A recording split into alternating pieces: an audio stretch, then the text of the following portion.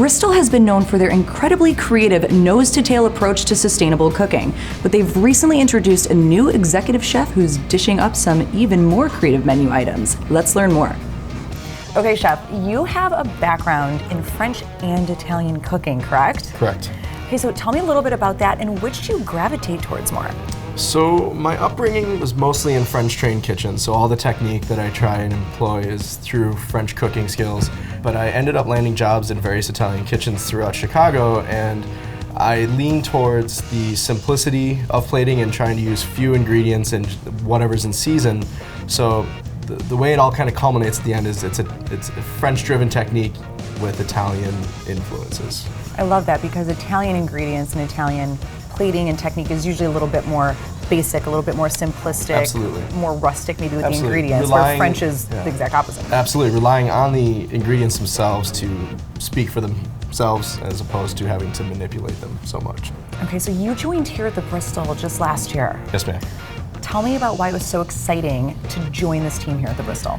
Obviously, this is a restaurant you would eat at as a cook to find out what's going on in Chicago. Exactly. But through some awesome turn of events, I ended up getting to take over this kitchen, which was amazing to me because it's so much like what I started at Harvest in Madison. It's family oriented, and I don't know. It's an awesome place to be. So this is that on a more grand scale, then, Yes, right? absolutely.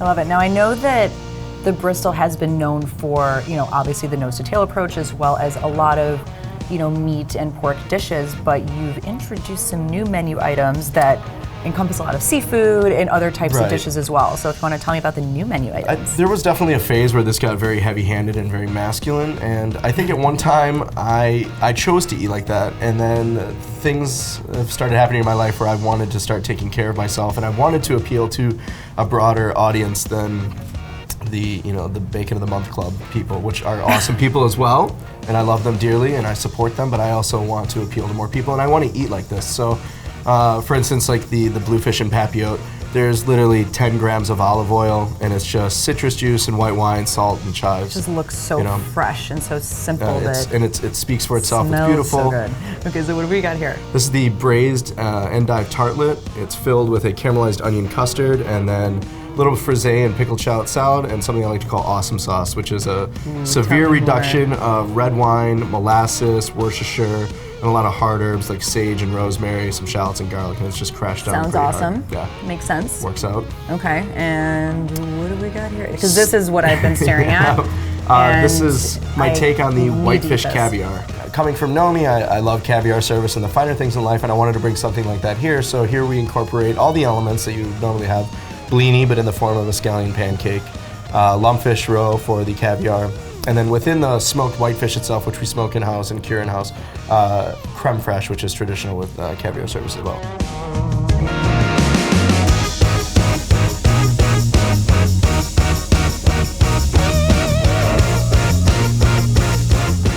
Charles Ford oversees the entire restaurant as well as their wine program.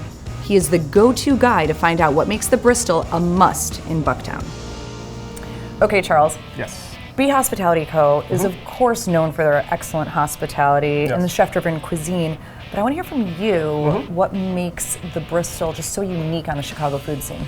The Bristol, 8 years in, has really been able to, I think, set itself apart from everybody because we're still a family.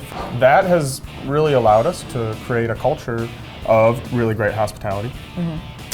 Chef Pharr has done a great job with the food, really taking it to another level. Oh, it's good. And the most important thing about the Bristol is we don't play by any rules. We steep ourselves in the French, Italian cuisine. However, if something is delicious, whether that be beer, wine, cocktails, food, it goes on the menu. And you guys have such a unique wine and beverage program. We have for a small restaurant, this is usually a 60-seat restaurant, we have a 300+ bottle wine list, which is incredible. Yeah, which is pretty crazy. There are no rules. There's no rules. You guys just break the rules. Yes. So we steep ourselves really in the classics. All the Burgundies, the Bordeaux's, the classic regions, but we also we bring out a lot of fun stuff.